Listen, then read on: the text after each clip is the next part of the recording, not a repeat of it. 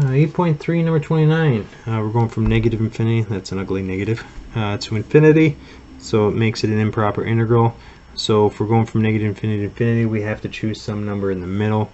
I usually use 0. It's the easiest number when you come to evaluating, but you can integrate from negative infinity to 1, and then from 1 to infinity if you want to, or whatever number you want. But for me, 0 usually seems to be the easiest in a lot of cases. So from negative infinity to 0 plus 0 to infinity is what I'm going to do. But I'm going to start by doing a antiderivative of this, which is a u substitution. U looks like it's negative x squared, because if you find the derivative of a quadratic, it becomes linear, and that should get rid of that x right there. So u is negative x squared, du dx equals negative 2x. So then dx equals du over negative 2x. Rewriting it in terms of u, I've got 2x e to the u times dx, which is du over negative 2x. The 2x's do cross off. So I have negative integral of e to the u du. Antiderivative of e to the u is just e to the u.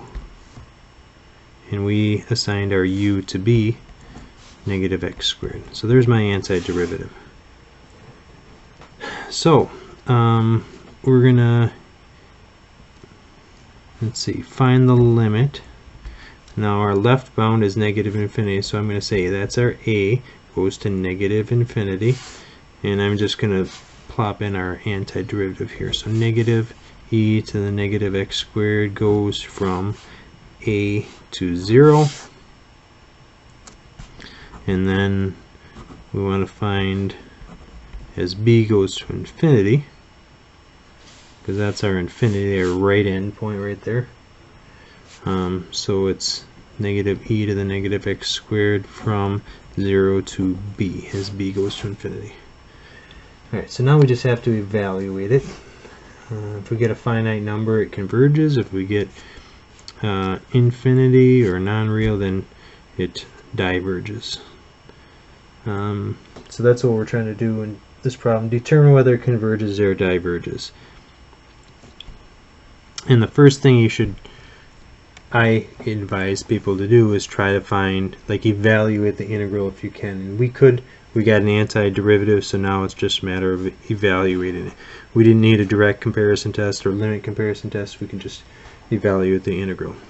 So dropping in the 0, we get negative e to the 0. So that's negative 1. Minus e to the negative, or the opposite of negative infinity squared. So negative infinity squared is infinity. And now that's the opposite of infinity. So what is e to the negative infinity? So it's negative 1 minus e to the negative infinity.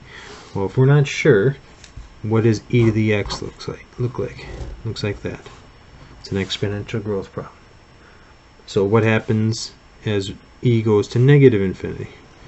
It gets back down to 0. So e to the negative infinity is 0. So I have negative 1 minus 0. It's a negative 1. Second integral, we could drop in infinity. So it's the opposite of e to the negative